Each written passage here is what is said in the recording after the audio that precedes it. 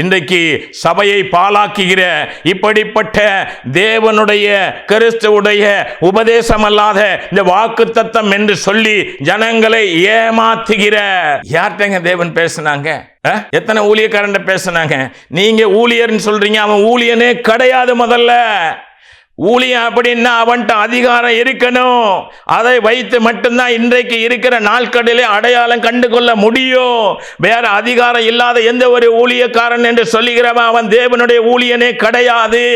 ஆமா, ஒரு பில்லி சுனிய மாந்திரிக பிசாசு போராட்டத்தில் வரக்கூடிய ஒரு பிள்ளைக்கு அந்த ஊழியன் தனிமையாய் நின்று அவன் என்ன செய்யணும், வரக்கூடிய அந்த ஜனத்துக்கு விடுதலையை கொடுக்கிறான். அப்படின்னா அவனோடு கூட யார் இருக்கிறார்? தேவன் இருக்கிறாங்க, கர்த்தருடைய ஆவியானவர் இருக்கிறாங்க.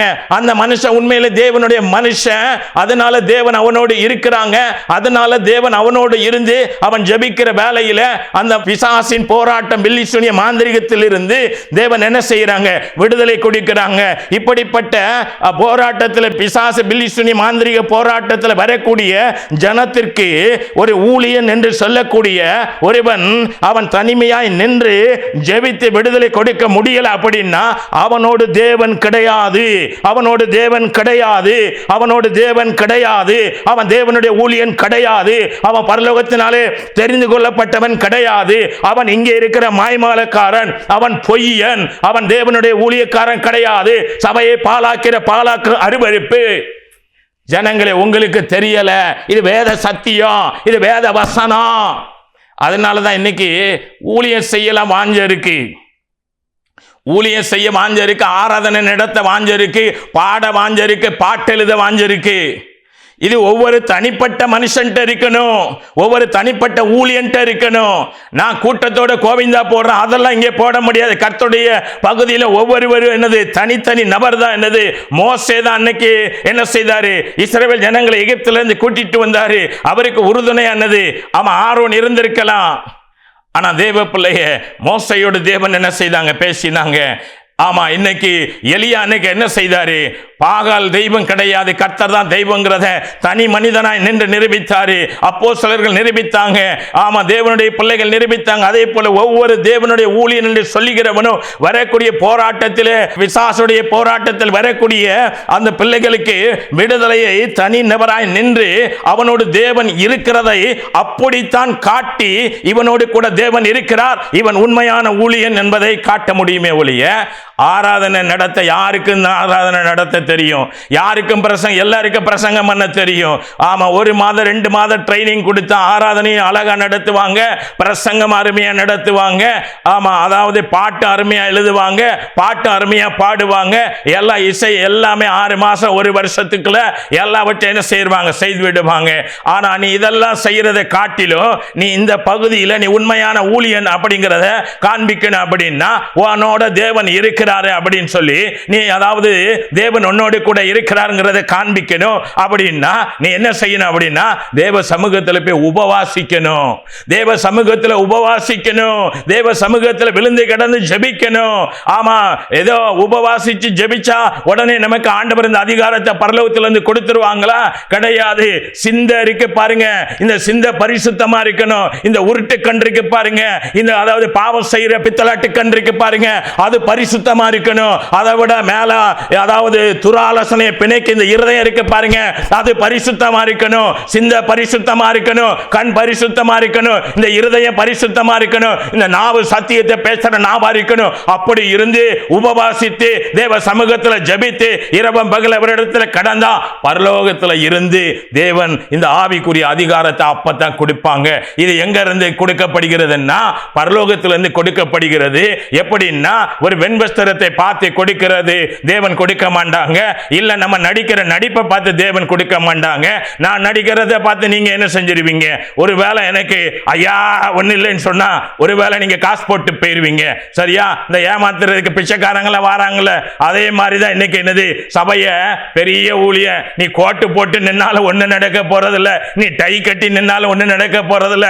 எல்லாருக்கும் கோட்டு போட தெரியும், எல்லாருக்கும் டை கட்ட தெரியும், சொந்த பணத்துல செய்ய தெரியும். ஆமா, ஊர் பணத்தை பிரிச்சு ஊர் காசுல குளிர் காயறதுக்கு இன்னைக்கு ஊழியத்துக்கு அழைத்துட்டு வரல. ஆமா, நீ இன்னைக்கு அதாவது தேவனுடைய பிள்ளை என்று சொல்லி ஊழியன் என்று சொல்லி ஜனங்களுடைய பணத்தை பிரித்து இன்றைக்கு அதாவது சுகபோகமான வாழ்க்கை வாழ்ந்து ஜனங்களை ஏமாத்தி பாதாளத்தை நோக்கி வழி நடத்தி கொண்டிருக்கிற படுவாவி பயலா இருக்கிற ஜனங்களை ஏமாத்தி கொண்டிருக்கிற உன்னோட தேவன் இருக்கிறத இப்ப இந்த செய்தியை கேட்டில்ல, இது மட்டும்தாங்க அடையாளம். இது மட்டும்தான் அடையாளம். உன்னோட தேவன் இருக்கிறார் இல்லைங்கிறதுக்கு உன் பிரசங்கத்தையோ உன் பாட்டையோ இல்ல அப்படின்னா உன் ஆராதனையோ இல்ல நீ ஆடுற ஆட்டத்தை பார்த்து நீ ஊழியக்காரன்னு ஒரு பகுதியில் நிர்ணயிக்க முடியாது. வசனம் கிடையாது. அதிகாரம் ஒன்றை இருக்கிற நீ ஊழியக்காரன், உன்னோடு தேவன் இருக்கிறார். உன் மூலமாக வரக்கூடிய போராட்டத்தில் இருக்கிற ஜனங்களுக்கு விடுதலை உண்டாகும். இதை வைத்து மட்டும்தான் நீ உண்மையான ஊழியக்காரன். பரலோகத்தில் இருந்து இந்த அதிகாரத்தை நீ என்ன செய்திருக்கிறாய், பெற்றிருக்கிறாய் என்கிறத அறிந்து கொள்ள முடியும். தேவ ஜனமே, மார்க் 6வது அதிகாரத்தில் 6-7 இப்படியாய் சொல்லுகிறது. அவர்களுடைய அவிசுவாசத்தை குறித்து ஆச்சரியப்பட்டு கிராமங்களிலே சுற்றி திரிந்து உபதேசம் பண்ணினார். அவர் 12 அழைத்து அசுத்த ஆவிகளை துரத்த அவர்களுக்கு அதிகாரம் கொடுத்தார். அவர் 12 அழைத்து அசுத்த ஆவிகளை துரத்த அவர்களுக்கு அதிகாரம் கொடுத்தார். வழிக்கு பையையாகிலும் அப்பத்தையாகிலும் கச்சையாகிலும் காசையாகிலும் எடுத்துக்கொண்டு போகாமல் ஒரு தடியை மாத்திரம் எடுத்துக்கொண்டு போகவும் பாதராட்சைகளை போட்டுக்கொண்டு போகவும் 2 அங்கிகளை தரியாதிருக்கவும் கட்டளையிட்டார். அப்ப தேவ பிள்ளையே, இன்னைக்கு என்ன அப்படின்னா 12 அழைத்து அசுத்த ஆவிகளை துரத்த அவர்களுக்கு அதிகாரம் கொடுத்தார். அப்ப அசுத்த ஆவிகளை ஒரு ஊழியன் அப்படின்னா முதல்ல அவனோடு தேவன் இருக்கிறாங்க அப்படிங்கிறத வெளிப்படுத்துவதற்கு லூக்கா 10:19 சொல்லுகிறது. சர்ப்பங்கள் தேள்களை மிதிக்க சத்துருவின் சகல வல்லமையை மேற்கொள்ள நான் உங்களுக்கு அதிகாரம் தந்திருக்கிறேன். அவைகள் ஒன்றை சேதப்படுத்தாது. அப்ப இன்னைக்கு என்ன அப்படின்னா அநேக ஜனங்கள் போராட்டத்தில் மாந்திரிகத்தில் கட்டப்பட்டு இருக்கிறாங்க. ஆராதிக்கிறதுக்கு களியாட்டு கூடும், ஆனா விடுதலைக்கு எங்க சபைக்கு வாரான், ஆராதிக்கிறதுக்கு எங்க போறான், களியாட்டு கூடும். பித்தலாட்டுத்தனமாக ஊழியன் இல்லாம ஏமாத்தி ஜனங்களை நடிச்சு ஆமாங்க ஏனாதானன் வாழ வச்சு ஜனங்களை பாதாளத்துக்கு வழி நடத்துகிற அந்த களியாட்டு கூடத்தில் நம்ம என்ன செய்கிறோம் அப்படின்னா வாயில என்ன செய்யறோம், லிப்ஸ்டிக்கை போடுறோம். அப்புறம் என்ன செய்கிறோம் அப்படின்னா நல்ல மேக்கப் போடுறோம். தேவனுக்கு பிரியமில்லாத வஸ்திரங்களை அணிகிறோம். தேவன் அதாவது அருவருக்கிற காரியங்கள் படி இன்னைக்கு சபையானது பாழாக்கப்பட்டு எங்க போறாங்க அப்படின்னா அது களியாட்டு கூடத்தை சபை என்று எண்ணி அந்த களியாட்டு கூடத்துக்குள்ள போறாங்க. அங்க என்ன செய்கிறான்னா இந்த அதிகாரம் மார்க் 6:7 படி அவனுக்கு அதிகாரம் இல்லாத ஒரு மனுஷனாக என்ன செய்கிறான், அவன் காணப்படுகிறான். அவனோடு தேவன் இல்லை. அவன் என்ன செய்யணும் அப்படின்னா அவனுக்கு தேவன் அசுத்த ஆவிகளை துரத்த அதிகாரம் அப்போஸ்தலருக்கு கொடுத்திருக்காங்க, சீஷருக்கு கொடுத்திருக்கிறாங்க. புதிய ஏற்பாடுல நம்மள அப்போஸ்தலர்கள், சீஷர்கள், விசுவாசிகள். ஆமா, ஊழியக்காரன் நீ சீசனா இருந்தா ஊழியக்காரன் ஆயிருப்ப. அப்போ ஒரு சீசனுக்கு இதை கொடுத்துடுறாங்க. சீஷர்கள் 70 சீஷர்கள் போனாங்க. என்ன செய்தாங்க, பிசாசுகளை துரத்துனாங்க. பிசாசுலாம் அவங்க பேச்சுக்கு என்னது அப்படியே கீழ்ப்படிந்தது. இன்னைக்கு நீ சீசனா இருந்து தானே ஊழியக்காரன் சொல்ற. ஒன்றை இதை இருக்கிறத என்ன செய், ஜனங்களுக்கு சத்தியம் தெரியாது. அதனால நீ என்ன செய்யற, நல்ல குஜால் பண்ணி ஜனங்களை ஏமாத்தி பணம் பிரிச்சு பெரிய ஊழியன் என்று இன்னைக்கு என்ன செய்து கொண்டிருக்கிறீங்க, பாட்டையும் ஆமா ஆராதனையும் சும்மா அங்க யூடியூப்ல இருந்து யாராவது பேசுறதை எடுத்து அதை இதை வைத்து பெருசா என்னது பிரசங்கம் பண்ணது போல பண்ணிட்டு சபைகளை என்ன செய்கிறீங்க, பாலாக்கி கொண்டிருக்கிறீங்க. சபைக்குள்ள ஹாப்பி பர்த்டே என்னது கொண்டாடுறீங்க, கேக்கு வெட்டுறீங்க. அடே உன் வீட்டை நீ என்ன செய்ய, கச்சடத்தனமாக்கு. நீ உன் வீட்டில் என்ன செய்ய, எதனாலும் கேக்கு வெட்டி இல்லை தண்ணியை ஊற்றி அதை அலங்கோலப்படுத்து. நீ அதாவது இன்னைக்கு என்னது ஹாப்பி பர்த்டே கொண்டாடுற இடமாக எதை மாத்திட்ட, களியாட்டு கூடம். அதாவது உன்னுடைய விட்ட களியாட்டு கூடமா மாத்து. இது பிதாவினுடைய வீடு சபை, அதை நீ பாலாக்கி கொண்டிருக்கிற.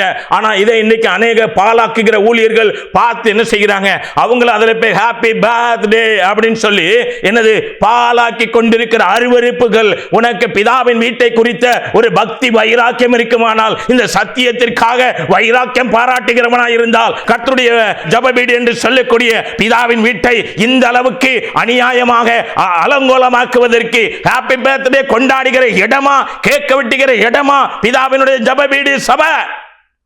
இன்னைக்கு பாலாக்கிட்டு இருக்கிறீங்க, பாலாக்குறீங்க. பாலாக்க அருவருப்பே நீங்க தான்.